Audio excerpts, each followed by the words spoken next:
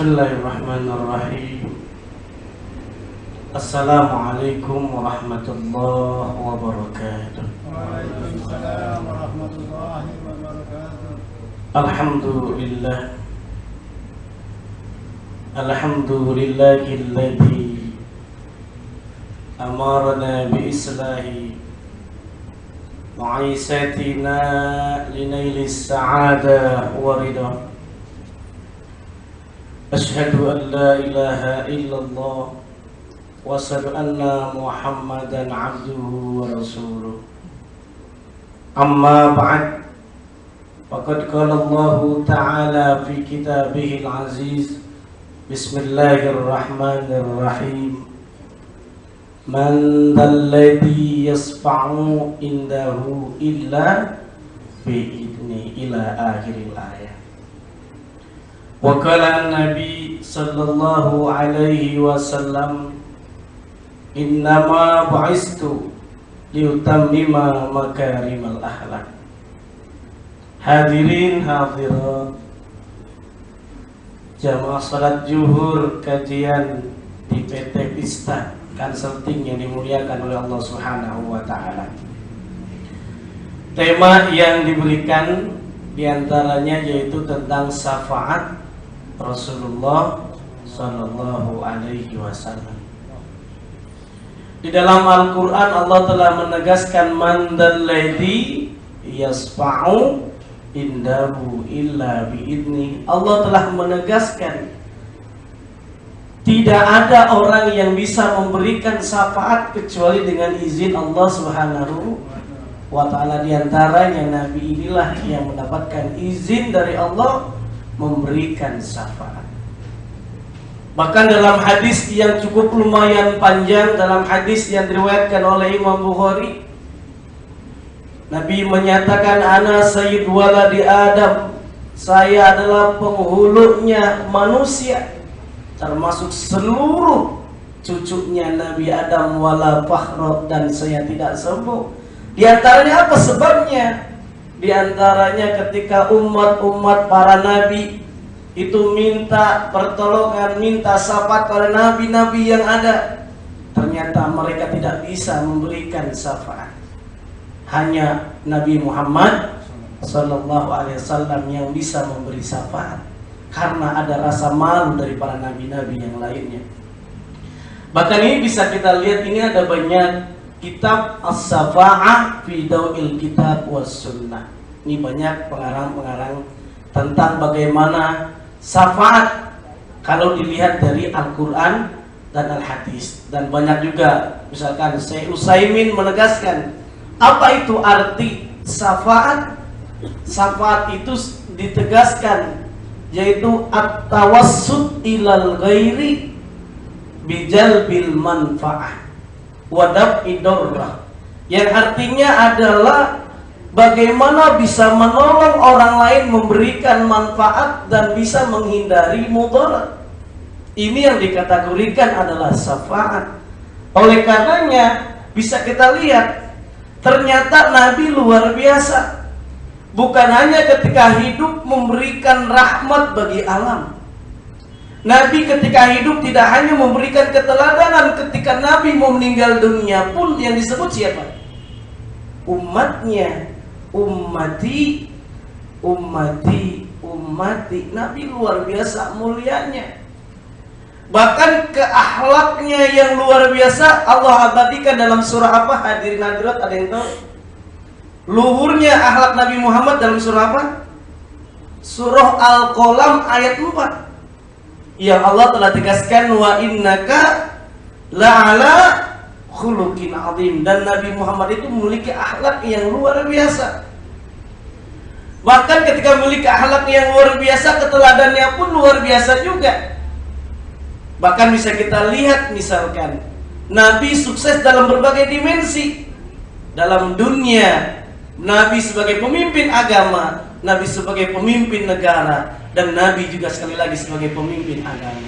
Oleh karenanya ada hal yang luar biasa. Sampai-sampai Allah telah menegaskan dalam surah Al-Ahzab ayat 21, sungguh ada keteladanan bagi kita dalam diri siapa? kepada Rasulullah sallallahu alaihi wasallam, laqad kana lakum fi Rasulillahi uswatun hasanah liman kana yarjullah wal yawmal akhir ila akhiri.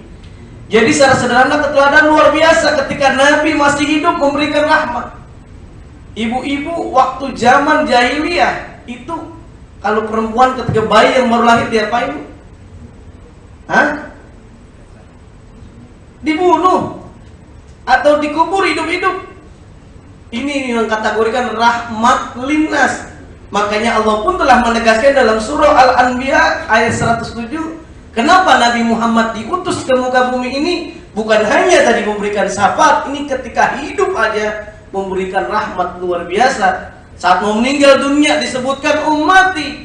Ketika Nabi Muhammad meninggal dunia pun semua alam dunia semuanya sudah terjadi.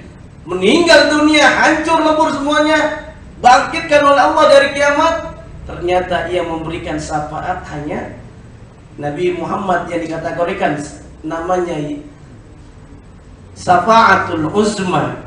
Bahkan ada hal yang perlu kita ingat.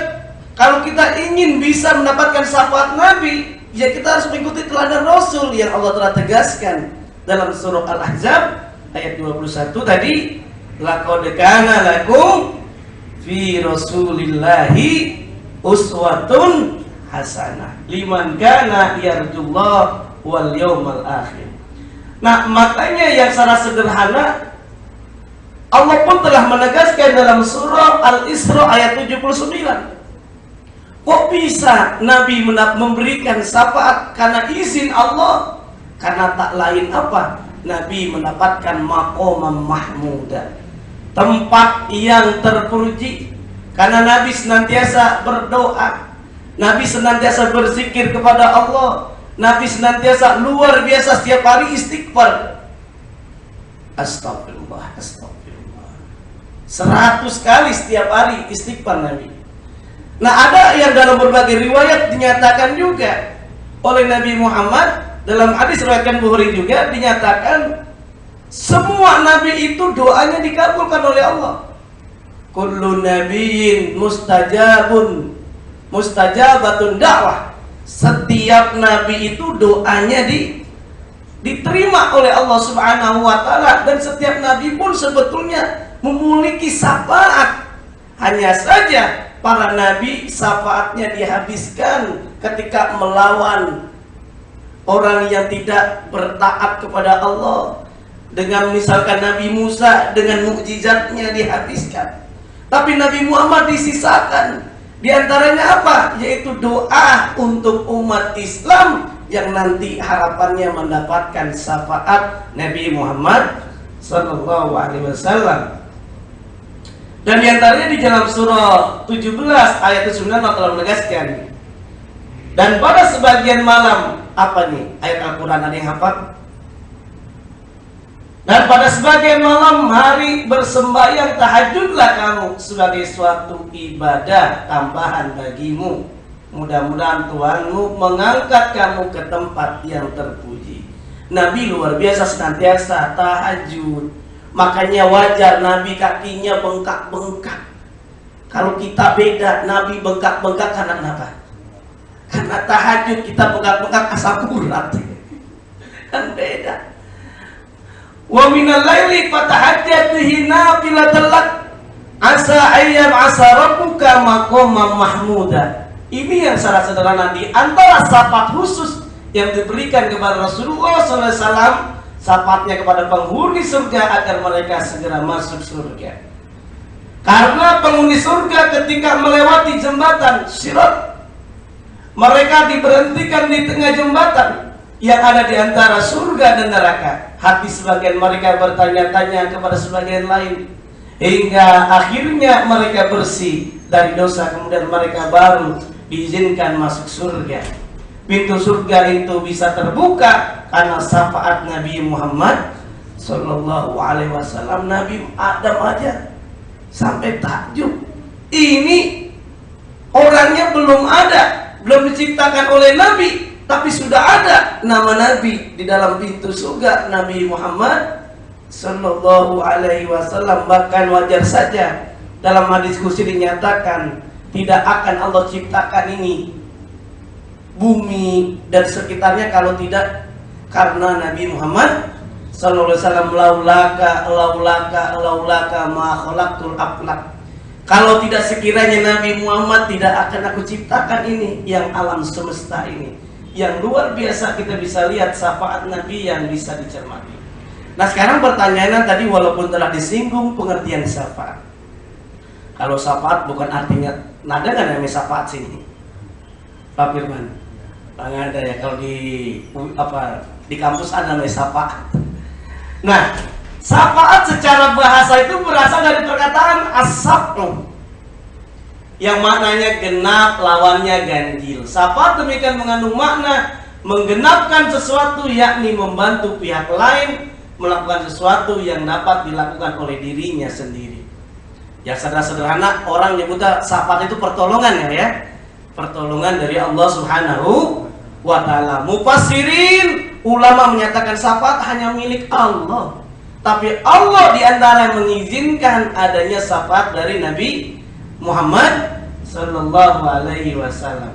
Nah, Ibnu Mandur pun menegaskan, misalkan beliau menyatakan syafaat ialah perkataan seseorang kepada raja untuk meminta hajat bagi orang lain. Nah, kemudian bagaimana pengertian lain? Dalam kamus bahasa Arab dinyatakan yang dimaksud dengan syafaat itu berarti apa? Pertolongan, nasrun. Atas dasar itu syafaat dapat diartikan sebagai pertolongan. Memberi syafaat berarti memberi pertolongan. Kalau memang artinya demikian, penulis harus sebagai pemberi syafaat ketika menolong orang lain dalam suatu masalah. Nabi senantiasa menolong kita ketika kita mendapatkan tadi nanti di yaumil akhir nanti. Nah ini bisa dilihat bahwa lagi-lagi bahwa syafaat pada intinya adalah milik Allah Subhanahu wa ta'ala. Tapi mandal ladzi yasfa'u indahu illa biizni, karena Allah izinkan sehingga ada syafaat dari Nabi Muhammad sallallahu alaihi wasallam. Hadirin hadirat yang dimuliakan oleh Allah Subhanahu wa ta'ala. Ada yang bisa dilihat beberapa macam syafaat di akhirat kelak. Ada yang namanya syafaatul uzma. Apa ini Pak Haji Firman kelihatan? Apa yang bacaan ini? Syafaat yang paling agung inilah yang maqamam mahmudah, kedudukan yang terpuji yang Allah janjikan kepada Rasulullah sallallahu alaihi wasallam. Semua nabi tidak bisa memberikan dan lain sebagainya kecuali adalah Nabi Muhammad sallallahu alaihi wasallam. Yang banyak lagi kedua itu syafaat Rasulullah. Ada catatan yang menarik. Syafaat itu ternyata bukan hanya syafaat dari Nabi saja, termasuk syafaat amaliyah. Syafaat amaliyah gimana? Kita melakukan amal kebaikan, nanti kita ditolong dengan amal kebaikan yang kita lakukan. Faman ya'mal misqala dzarratin khairan yarah wa may ya'mal misqala dzarratin syarran yarah. Semuanya kita nanti ada pertolongan. Kalau kita rajin baca Quran, ada syafaat nggak kita baca Quran? Ada, sebagaimana sabda Rasulullah menyatakan, bacalah oleh kalian Al-Quran karena nanti di yaumil qiyamah akan mendapatkan syafaat. Iqra'ul Quran fa innahu ya'ti yaumal qiyamah syafi'an li ashabi. Bacalah oleh kalian Al-Quran karena nanti kita akan mendapatkan syafaat. Karena kenapa? Al-Quran ini termasuk akhlak Nabi. Sa'ad bin Hisam bin Amir, seorang badui, bertanya kepada Aisyah, kepada istrinya Nabi, wahai Aisyah, akhlak Nabi itu yang seperti apa? Sebelum ketemu dengan Aisyah, ketemu para sahabat Abu Bakar, Umar, Utsman dan seterusnya. Mereka sebetulnya tahu tentang akhlak Nabi, tapi susah untuk mengungkapkannya. Akhirnya disarankan datang kepada Sayyidatuna Aisyah. Kemudian Aisyah menyatakan, karena khuluquhu Al-Quran. Akhlak Nabi adalah Al-Quran. Yang secara sederhana, Iqra al-mu'minun, itu dinyatakan akhlak terhadap Allah, akhlak terhadap manusia, akhlak terhadap alam, akhlak terhadap lingkungan. Wajar aja kalau Allah telah menegaskan dalam surah Al-Anbiya, wa ma arsalnaka illa rahmatal lil alamin, dan tidaklah kami utus kepadamu yaitu Nabi Muhammad ini illa rahmatan lil alamin, untuk memberikan rahmat bagi alam. Yang sangat luar biasa sosok Nabi, memberikan syafaat yang bisa dicermati. Kalau kita misalkan amal kita tidak baik, misalkan syafaat Rasulullah alaihissalam kepada penghuni surga untuk masuk dalam surga. Karena ketika penduduk surga telah melewati as-sirat, jembatan yang dibentangkan di atas permukaan neraka jahanam, mereka mendapati pintu surga tertutup. Maka mereka minta kepada para nabi di atas untuk meminta kepada Allah agar membukakan pintu surga. Tapi mereka tidak mampu, sehingga Rasulullah yang meminta syafaat kepada Allah untuk membuka pintu surga bagi penghuninya. Ketika syafaat kepada orang-orang yang beriman yang telah dimasukkan ke dalam neraka, kemudian karena dosa-dosa mereka, kemudian dengan syafaat tersebut mereka dikeluarkan dari neraka. Ini yang luar biasa dari syafaat Nabi. Kemudian syafaat bagi penduduk surga untuk meninggalkan derajat mereka dan menambahkan keutamaan mereka. Ini yang bisa dilihat di dalam Imam Ibnu Utsaimin. Nah, bapak-bapak, ibu-ibu yang dimuliakan oleh Allah Subhanahu wa taala, lagi-lagi bagaimana syarat-syarat diterimanya syafaat dan siapa yang berhak memberikannya? Lagi-lagi adalah siapa? Allah Subhanahu wa taala. Yang lain hanya dengan izinnya, dengan ridhonya Allah Subhanahu wa taala dan lain sebagainya. Agar kita mendapatkan syafaat, Ibnul Qayyim berkata, renungkanlah sabda Nabi, yaitu kepada Abu Hurairah dalam hadis yang luar biasa, cukup lumayan panjang nih. Dalam hadis sebelumnya bahwa Nabi SAW mendapatkan syafaat, beliau adalah memurnikan tauhid, yang ini sangat berseberangan dengan persangkaan orang-orang musyrik bahwa syafaat itu diberikan menjadikan pelindung-pelindung selain Allah sebagai pemberi syafaat dan lain sebagainya, menyembah, berloya kepada mereka. Maka Nabi membantah prasangka dusta orang-orang yang musyrik. Beliau menyampaikan bahwa sebab untuk meraih syafaat Nabi itu bagaimana caranya? Yaitu dengan memurnikan tauhid, la ilaha illallah. Kemudian dan ketika itulah Allah mengizinkannya kepada pemberi syafaat untuk memberikan syafaat, dan sungguh Allah tidak akan meridhai ucapan dan perbuatan manusia kecuali yang dilandasi tauhid kepadanya dan ittiba. Kalau ittiba ini artinya apa? Mengikuti petunjuk dan sunnah Rasulullah Sallallahu Alaihi Wasallam yang sangat luar biasa. Tadi kalau mau dibahas sebetulnya ada sesi berikutnya, bagaimana yang dimaksud dengan rahmat, ar-riqatu wa ta'aqub, bisa rahmatan lil alam, bisa rahmatan linnas, dan banyak penelitian-penelitian yang luar biasa. Misalkan ternyata dengan penyembelihan Islam itu lebih manusiawi, lebih memiliki sifat kebinatangan, lebih manusiawi dan tidak menyakitkan, karena Islam rahmatan lil alamin. Dan banyak lagi model-modelnya.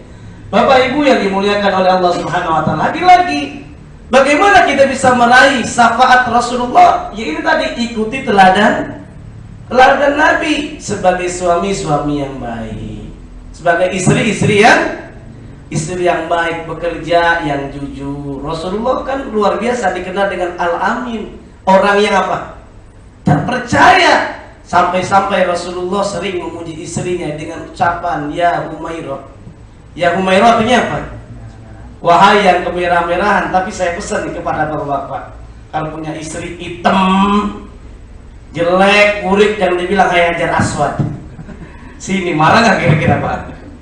Jangan gitu ya. Nah ini, tapi jujur itu minimal tadi adalah untuk diri kita sendiri. In ahsantum ahsantum li anfusikum. Jika berbuat baik bukan untuk orang lain, untuk diri kita sendiri.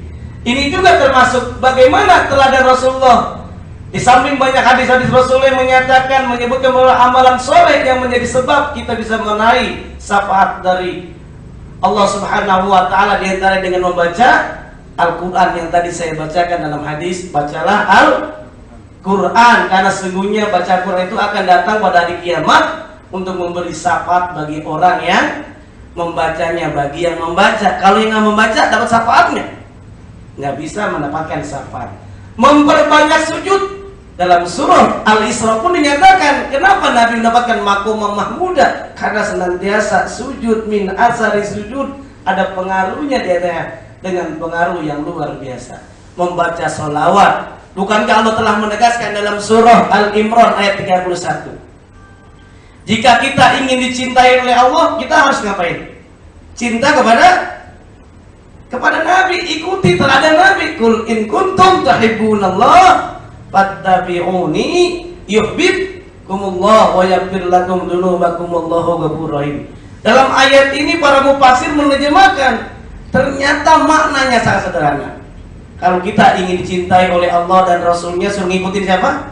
Teladan Nabi. Minimal kalau nggak sampai 100%, ya mengikutilah 90%, 80%, 7%. Bagaimana konsep Nabi sukses hidup di dunia? Dengan staff.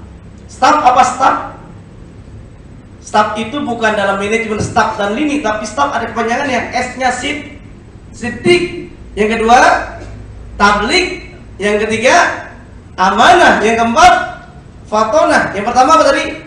Siddiq. Apa artinya siddiq? Benar, dimanapun kita berada harus benar. Bahkan orang menyatakan jujur. Kalau kita jujur akan dikenal oleh orang-orang yang jujur. Bahkan Nabi karena terpercaya al-amin, sehingga dikenal oleh orang yang terpercaya, orang yang jujur, as-sidqu, al-amin. Nah, bapak-bapak, ibu-ibu yang dimuliakan oleh Allah Subhanahu wa taala, bahkan ada catatan yang menarik. Dalam ayat itu menyatakan kalau kita ingin dicintai oleh Allah, ikuti Nabi. Minimal bagaimana kalau cinta sama Nabi? Baca sholawat. Coba renungkan hadirin hadirat.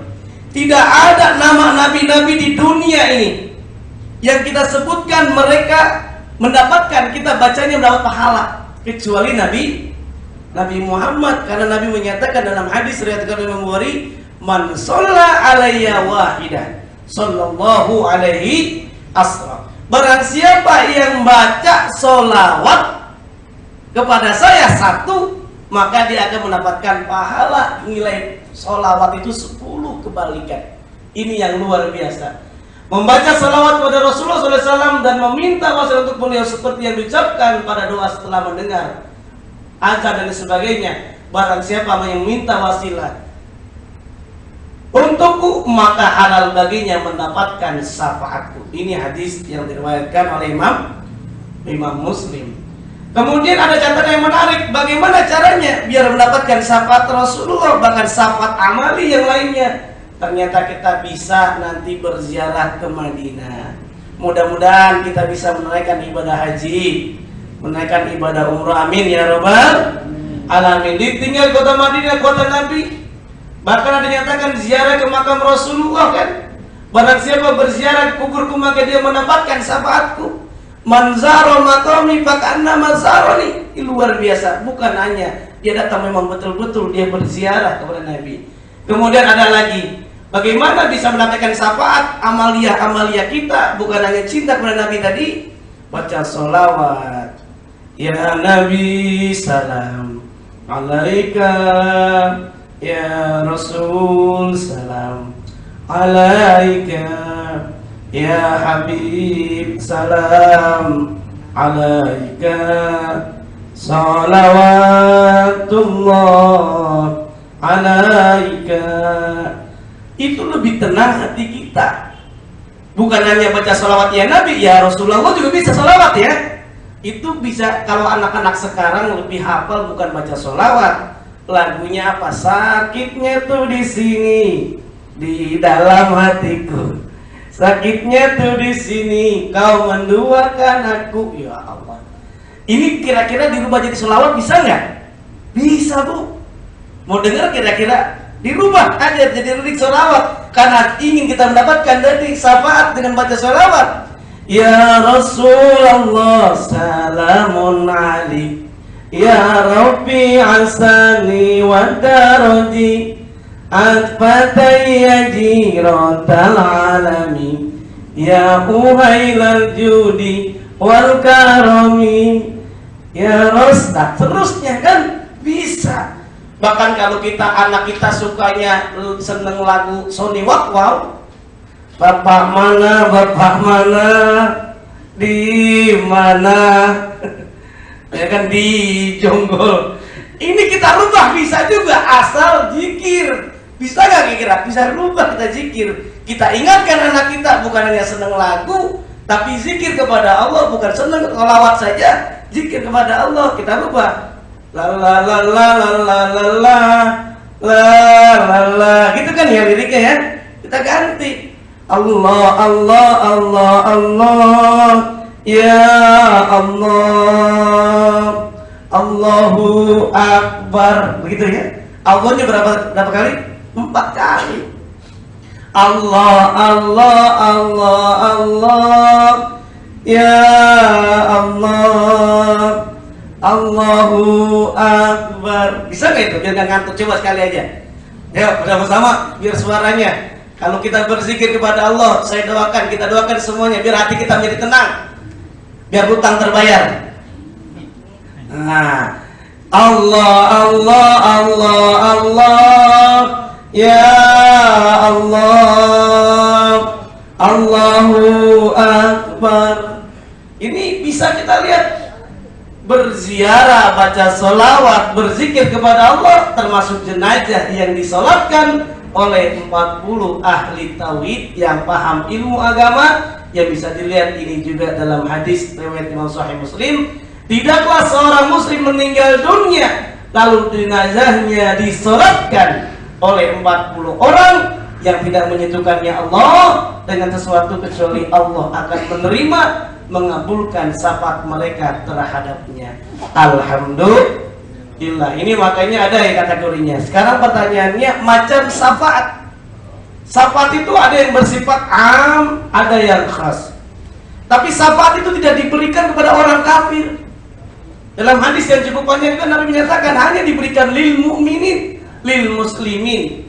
Syafaat umum, makna umumnya Allah mengizinkan kepada salah seorang dari hambanya yang soleh.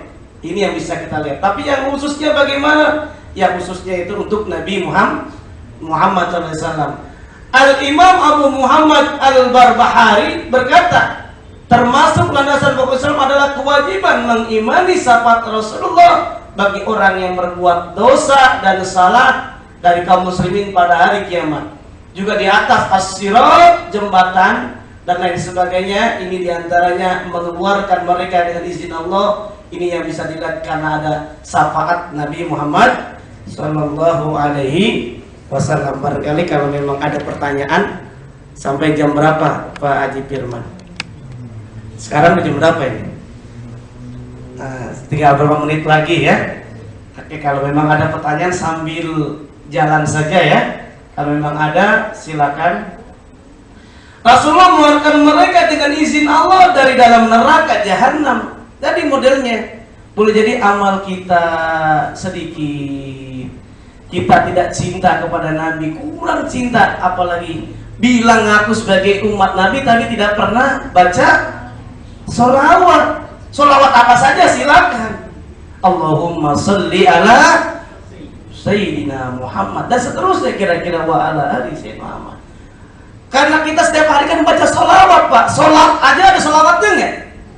Ya kan? Coba sholat itu tasahud awal akhir ada sholawatnya nggak? Allahumma sholli ala Sayyidina Muhammad. Dan belakangnya lagi wa ala ali Sayyidina Muhammad kama shollaita. Begitu kan? Ini yang baca sholawat. Cuma jangan hanya sholat saja, baca sholawat, tapi kita hendaknya setiap hari kita lumuri lisan kita dengan bersalawat kepada Nabi Muhammad SAW.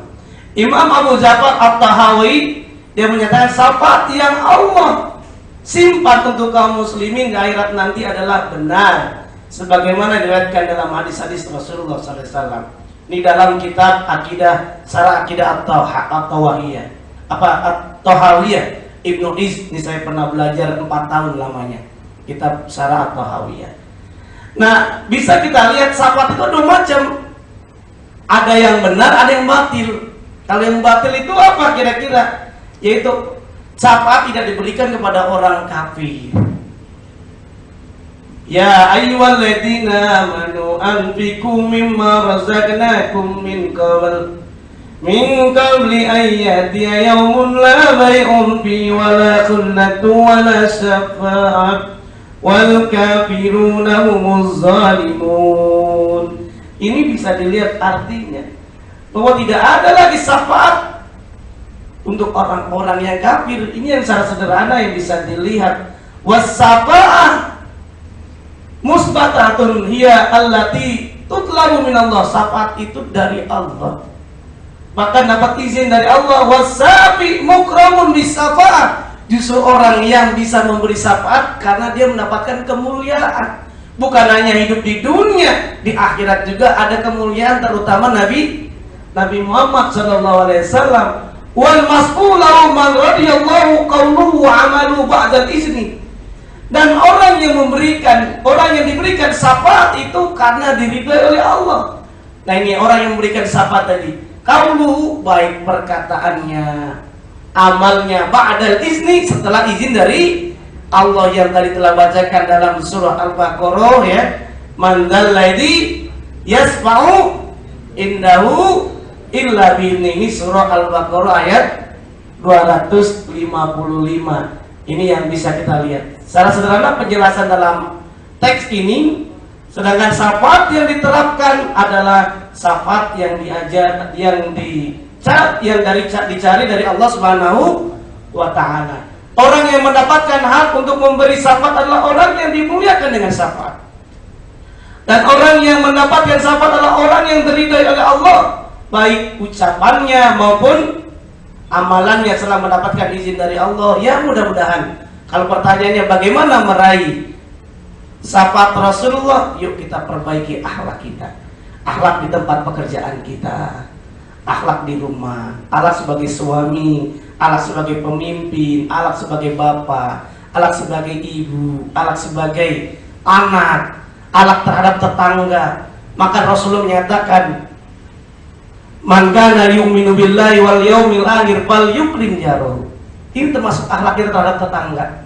Kalau kita ingin dicintai, kita termasuk beriman kepada Allah dan hari akhir, jangan lupa itu, perbaiki akhlak kita terhadap tetangga kita. Ini kadang-kadang ibu-ibu, insya Allah ibu-ibu sini mangga ya, lihat tetangganya beli mobil Alphard baru, ya Allah TBC, ya Allah. Terus ibu-ibu karena punya emas, itu biasanya ada apanya itu, emas bunyi-bunyi ya. Nah, ada gelangnya, dia pingsan tuh lihat tetangganya emasnya segede pelek beca. Iya kan? Ini kan masalah apa? Masalah hati, akhlak. Kalau kita ingin dihormati tetangga kita, kita yang dulu menghormati tetangga. Kita punya makanan, jangan lupa tuh bagi tetangga makanan. Suatu saat tetangga ngasih makanan nggak kira-kira kepada kita? Insya Allah. Kalau kita baik sama orang, membantu orang lain, maka orang lain akan membantu kita, termasuk para tamu. Man kana yu'minu bil yaumil akhir falyukrim dhaifah. Suruh muliakan tamu kita. Ini yang secara sederhana, ini tergantung kita. Bahkan dalam firman ini nyatakan dalam ayat ini, semuanya dengan izin Allah. Tiada yang dapat memberi syafaat di sisi Allah tanpa izinnya, tapi Nabi Muhammad mendapatkan syafaat. Ini yang bisa dilihat tentang Imam Qurtubi dan lain sebagainya. Hadirin hadirat yang dimuliakan oleh Allah Subhanahu wa Ta'ala. Baik, ada pertanyaan barangkali? Kalau ini surah An-Nisa ayat 85, silakan. Bismillahirrahmanirrahim. Assalamualaikum warahmatullahi wabarakatuh. Waalaikumsalam warahmatullahi wabarakatuh. Dalam Quran itu dijelaskan ada wama arsalnaka illa rahmatan lil alamin. Terkadang ayat Quran itu dijadikan hujah oleh ulama-ulama kita itu untuk adab terhadap di luar agama kita. Contohnya fenomena perayaan hari Natal itu gimana menyikapi hal itu? Ada ulama yang mengatakan boleh kita mengucapkan hal itu, ada yang tidak boleh. Ini terjadi sebuah ikhtilaf di antara ulama, sehingga umat itu merasa bingung. Bagaimana pandangan Ustaz mengenai hal ini? Baik, saya sebelum adanya tadi masalah toleransi ya, toleransi boleh asal jangan kebablasan.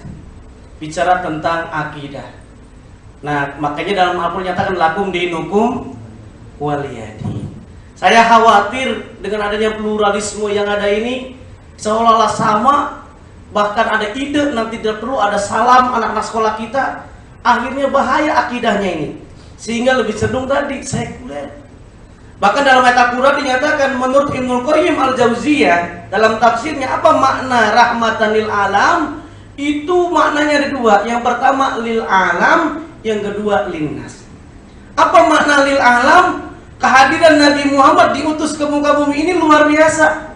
Contohnya, Nabi menyuruh kepada kita tidak boleh merusak pohon, alam-alam, menebang pohon sembarangan. Apa sebabnya? Yang rugi kita sendiri. Bahkan Allah abadikan dalam Al-Quran, Zoharul fasadu fil bari bima kasabat aydin nas. Bisa kita lihat kenapa longsor. Karena apa kira-kira? Ditebangin. Gunung banyak ya, batunya diambil-ambilin. Apalagi sekarang bapak-bapaknya pada gila batu. Ya kan, batu cincin. Ya Allah, batu cincin tuh kalau kita lihat di YouTube itu Pak Haji Firman ada yang 1 triliun. Ada yang harganya 500 juta rupiah. Bahkan tetangga saya tuh dia punya cincin, nggak tahu namanya batunya apa, kalimaya, apakah bacan atau batu bangkong gitu ya, atau batu koral atau batu bata, saya nggak tahu itu. Dia bilang, ini Pak Ustadz cincin saya dihargai 20 juta rupiah. Wah, luar biasa. Jual. Saya bukan nggak apa-apa. Kenapa ini cincin saya nggak jual? Karena saya sayang. Cinta ini, senang sama cincin ini. Yang pertama itu. Yang kedua, dia nawar cincin 20 juta sama jari-jarinya. Jadi saya nggak jual. Nah ini kembali, apa makna rahmatan lil alam ini? Alam ini kan manusia, apa namanya, tumbuh-tumbuhan, hewan, ya kan? Coba kita renungkan. Kenapa Nabi melarang kalau kita buang hajat di lapangan, tidak ada rumah di situ? Ada larangan yang tidak boleh buang hajat di mana? Di tempat-tempat lubang. Apa sebabnya? Karena tadi Islam rahmatan lil alam itu, untuk tumbuh-tumbuh apa, hewan. Boleh jadi Pak Haji Firman mau buang hajat di lubang semut umpamanya, itu nggak ketahuan. Padahal semut itu sedang muktamar bagaimana mendekatkan diri kepada Allah Subhanahu wa taala. Akhirnya nggak jadi. Iya kan? Nah, pertama itu. Yang kedua, boleh jadi bayangkan hadirin hadirat, kalau seandainya lubang itu ada binatang buas, bagaimana kira-kira? Lagi buang pipis, ada ular. Yang bukan hanya kepada hewan kan, tetapi buat kesehatan kita sendiri. Bahkan ini yang saya sampaikan, penelitian dari Universitas Jerman, Hannover Universitas Jerman menyatakan, ternyata Islam, ternyata Rasulullah menyuruh kepada kita kalau menyembelih hewan harusnya pakai apa?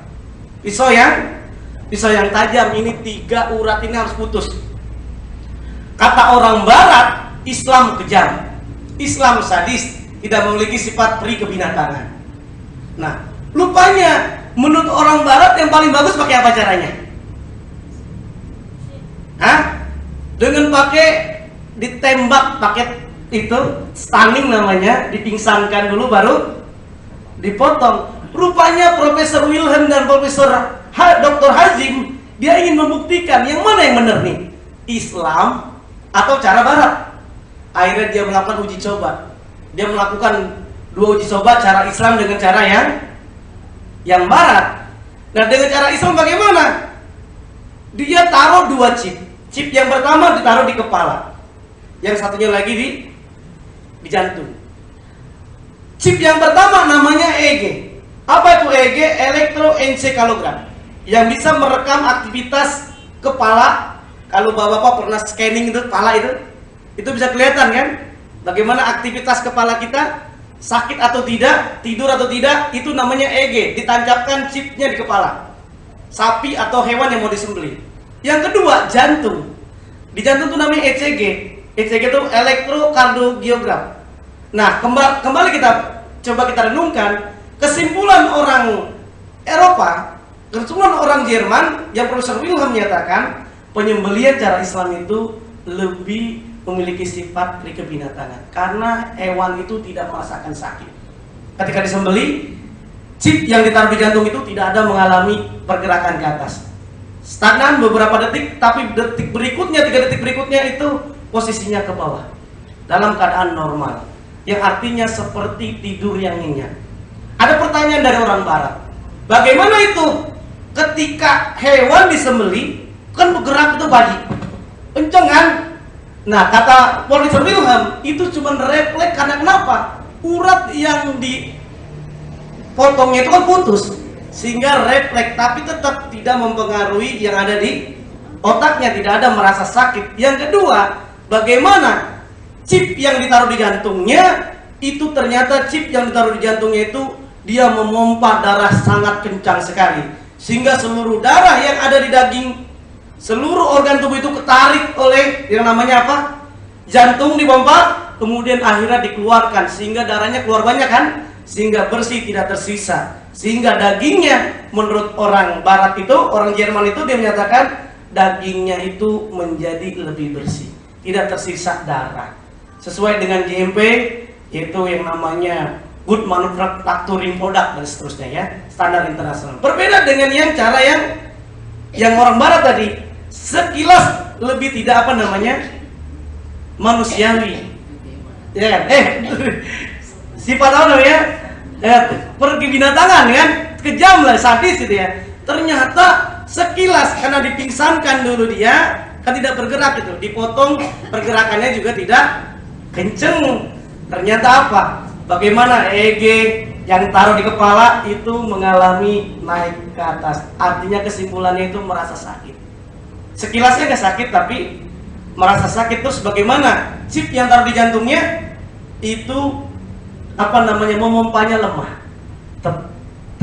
Ketika memompanya lemah, apa yang terjadi? Darah yang di kompaknya itu tidak banyak, kemudian menggumpal sehingga menjadi bakteri-bakteri. Sehingga kesimpulannya lebih manusiawi yang mana? Islam rahmatan lil alamin. Jadi rahmatan lil alamin jangan terima tentang toleransi. Kita bisa lihat ikhlas fil akidah, ada ikhlas namanya fil ibadah. Al fil ibadah tadi surah Al-Kafirun lakum dinukum waliyadin. Kita sudah jelas ikhlas fil akidah surah Al-Ikhlas. Tidak ada, Tuhan kita cuma satu. Ya kan? Kul huwallahu ahad Allahus somad. Ini yang secara sederhana. Ini yang bisa kita lihat, tapi lagi-lagi ini ulama memang ada dua pendapat tadi ya. Tapi yang menerjemahkan tadi rahmat itu tidak cocok ya. Justru yang dimaksud dengan rahmat lil alam tadi itu baik lil alam untuk tumbuh-tumbuhan dan banyak lagi, termasuk linnas. Sistem Islam dengan sistem bagi hasil. Sistem bunga sekarang sudah banyak di luar negeri Pak. Orang Barat, orang Eropa, luar negeri menerapkan dengan sistem bagi hasil. Bahkan Sakir Sula itu tokoh marketing internasional di Asia Tenggara, itu dia bikin buku namanya Marketing Syariah. Padahal agamanya apa? Agamanya bukan Islam, mohon maaf, agamanya di wawancara di Republika namanya agama Katolik. Kata wartawan Pak Hermawan, apakah Anda ingin masuk Islam? Enggak, karena Islam yang saya lihat adalah value-nya rahmatan lil alam, bukan dalam hal akidah. Iya kan? Justru adalah dalam hal yang lainnya. Kenapa? Nabi coba bermuamalah dengan Yahudi ya, punya utang. Dengan Nasrani kita boleh bermuamalah, tapi dalam beribadah tidak boleh. Jelas lakum dinukum waliyadin. Dengan Natal berarti kita meyakini Natal. Kalau kita bilang Nabi Isa, pertanyaannya ada pertanyaannya itu. Karena ternyata kalau cek coba bapak-bapak ibu-ibu semuanya di Google, di berbagai buku literatur, apa benar Nabi Isa itu lahirnya tanggal 1 Masehi?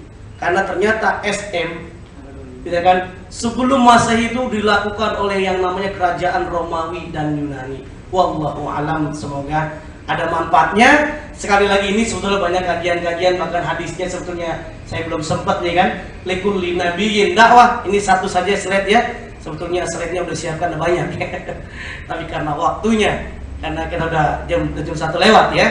Jadi ini kita baca saja nih. Likulli nabiyyin dakwah mustajabah. Fata'ajjal kullu nabiyyin da'watahu wa inni iktabatu da'wati safa'atan li ummati yaumal qiyamah. Fahyana ilatun insyaallah man mata min ummati la yusriku billahi syai'an. Ini kesimpulan dari kajian kita, bagaimana meraih syafaat Rasulullah. Setiap nabi memiliki apa? Doa yang mustajab, maka setiap nabi menyegerakan doanya Dan sesungguhnya aku menyembunyikan doaku sebagai syafaat bagi umatku pada hari apa?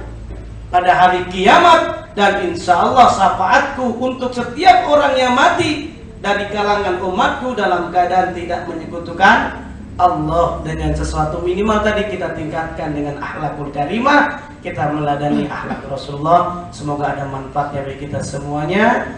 Semoga kita senantiasa cinta kepada Rasulullah, minimal sering senantiasa baca sholawat, senantiasa berzikir kepada Allah. Semoga Allah berikan rezeki kita rezeki yang halal. Amin ya rabbal alamin. Kita tutup dengan doa penutup majelis. Subhanakallahumma